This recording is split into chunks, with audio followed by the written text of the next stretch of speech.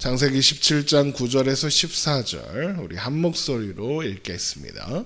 하나님이 또 아브라함에게 이르시되 그런즉 너는 내 언약을 지키고 내 후손도 대대로 지키라. 너희 중 남자는 다 할례를 받으라. 이것이 나와 너희와 너희 후손 사이에 지킬 내 언약이니라. 너희는 포피를 베어라. 이것이 나와 너희 사이의 언약의 표징이니라. 너희의 대대로 모든 남자는 집에서 난 자나 또는 너희 자손이 아니라 이방 사람에게서 돈으로 산 자를 막론하고 난 지 8일 만에 할례를 받을 것이라. 너희 집에서 난 자든지 너희 돈으로 산 자든지 할례를 받아야 하리니 이에 내 언약이 너희 살에 있어 영원한 언약이 되려니와 할례를 받지 아니한 남자 곧 그 포피를 베지 아니한 자는 백성 중에서 끊어지리니 그가 내 언약을 배반하였음이니라. 아멘. 하나님은 하갈을 통해 이스마엘을 낳은 아브람에게 아브라함이라는 새 이름을 주시면서 하나님께서 그에게 주신 약속은 아브람이 이루는 일이 아니라 하나님이 이루시는 일, 하나님이 되게 하시는 일이라는 것을 다시 한번 가르쳐 주셨습니다. 그런데 이제 내가 되게 하겠다고 말씀하신 하나님께서 아브라함과 그 후손들이 대대로 지켜야 할 언약이 있다라고 하십니다. 창세기 17장 9절입니다. 하나님이 또 아브라함에게 이르시되 그런즉 너는 내 언약을 지키고 내 후손도 대대로 지키라. 하나님께서 아브라함과 그 후손들이 대대로 지키라고 하시는 언약이란 할례를 가리킵니다. 창세기 17장 10절입니다. 너희 중 남자는 다 할례를 받으라. 이것이 나와 너희와 너희 후손 사이에 지킬 내 언약이니라. 할례는 남성 음경의 포피를 절제하는 의식인데 하나님은 이 할례가 하나님과 아브라함 그리고 그의 후손들 사이에 영원한 언약의 표징이 될 거다라고 말씀하십니다. 창세기 17장 11절입니다. 너희는 포피를 베어라. 이것이 나와 너희 사이의 언약의 표징이니라. 표징이라는 말은 겉으로 드러나는 증거라는 뜻입니다.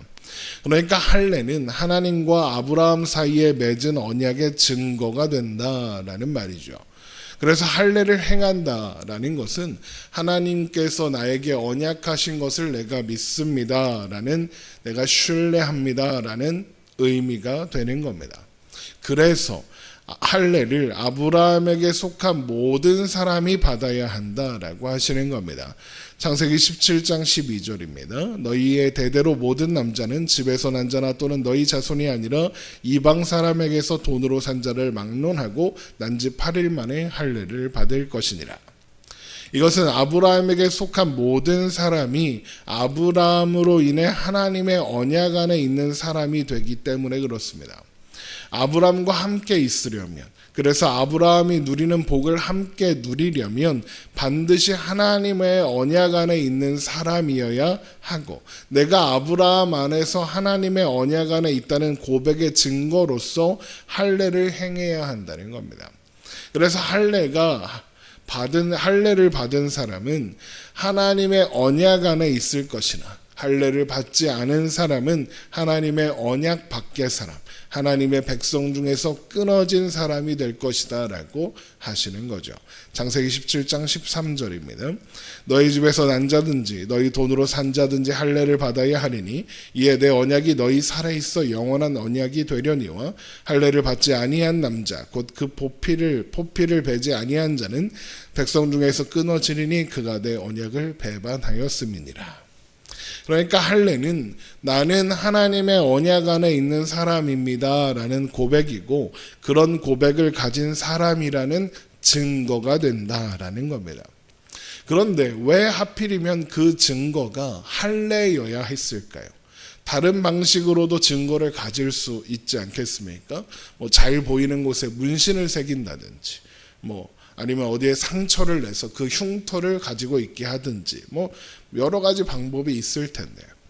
하나님께서 다른 방식이 아닌 할례를 아브라함과 그의 후손들에게 요구하시는 것은 하나님께서 아브라함에게 주신 약속을 아브라함이 신뢰하지 못하고 하갈을 통해 이스마엘을 낳았기 때문에 그렇습니다. 이게 무슨 말이냐? 할례는 남성 음경의 표피를 잘라내는 거라고 했잖아요. 그런데 할례를 의미하는 히브리어 물이라는 단어는 잘라낸다, 파괴한다라는 뜻이 있습니다. 그래서 사실 직접적으로는 생식기를 잘라낸다, 생식기를 파괴한다, 그런 의미가 있는 겁니다. 그런데 아브라함은 하갈을 통해 이스마엘을 낳음으로써 하나님께서 주신 약속이 생식기를 통해서 이루어진다고 생각했습니다. 그러니까 하나님은 생식기를 잘라버려라 라고 명령하시는 거죠. 이게 무슨 뜻이냐? 하나님의 약속이 이루어지는 일에 생식기는 필요 없다는 겁니다. 할례는 하나님께서 주시겠다고 하신 주시기로 약속하신 번성이 생식기를 통해서 되는 일이 아니라 하나님의 언약으로 되는 일이라는 것을 고백하는 상징이 되는 거고, 그래서 할례를 행한다는 것은 하나님께서 언약을 이루어 주신다는 것을 믿는다는 고백을 하는 사람만이 할 수 있는 예식이 되는 거죠. 그래서 하나님은 언약의 표징으로 할례를 요구하시는 겁니다. 하나님이 원인과 이유가 되셔서 아브라함에게 하신 약속을 이룰 테니 너는 그 약속을 받았다는 표시, 너는 그 약속을 믿는다는 표시로 할례를 받으라라고 하신 겁니다. 또한 그래서 아브라함에게 속한 자는 누구라도 할례를 받으라고도 하시는 겁니다. 할례를 받지 않는다는 것은 하나님의 약속을 신뢰하지 않는다는 의미고, 그렇다는 건 아브라함에게 속하여 하나님이 주시는 복을 받을 자격도 없다, 이런 의미가 되니까요. 그래서 모세는 할례에 대해서 내 마음과 내 자손의 마음의 할례를 베푸셨다라고 선언하는 겁니다. 신명기 30장 6절에 있는 말씀이에요. 그러니까 겉으로 행한 할례는 상징일 뿐이고 사실 진짜는 마음에 해야 한다라는 겁니다. 마음의 할례를 행한다, 이게 무슨 뜻이겠습니까? 할례가 상징하는 고백, 하나님께서 하나님의 약속을 반드시 이루실 것이다. 그 약속은 내 힘으로 이루는 것이 아니라 하나님께서 전능하심과 신실하심으로 이루시는 것이다. 나는 그 약속을 신뢰하는 사람이다 라는 고백을 가지는, 그게 마음의 할례를 행하는 겁니다.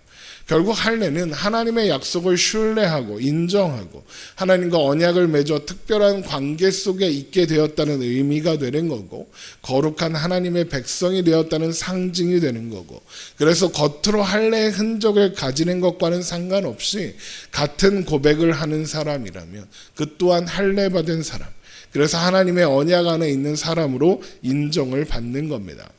그래서 모세가 그런 할례를 사람이 하는 일로 표현하지 않고 하나님이 하시는 일이라고 이야기하는 겁니다. 내 하나님 여호와께서 내 마음과 내 자손의 마음에 할례를 베푸셨다. 신명기 30장 6절의 말씀입니다.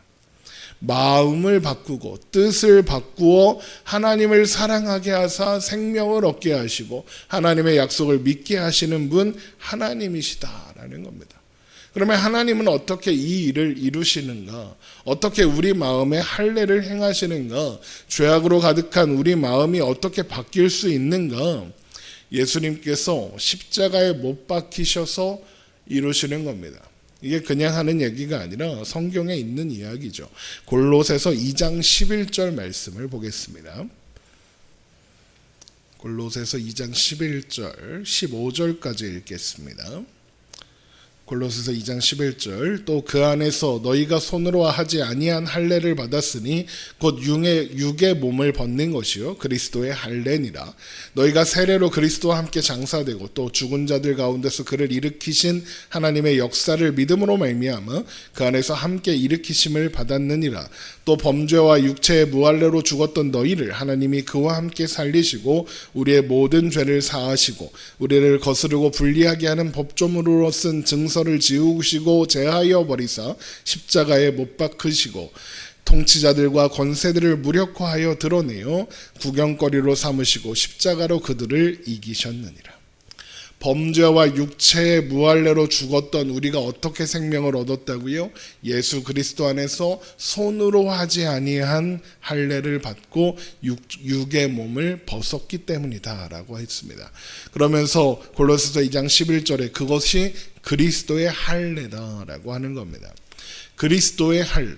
이건 그리스도께서 받으신 할례라는 의미인데, 예수님이 당연히 유대인이니까 할례를 받으셨을 테고, 그러면 이 할례는 예수님이 세상에 태어나자마자 8일 만에 받은 그 할례를 가리키는 거냐? 그렇지 않습니다.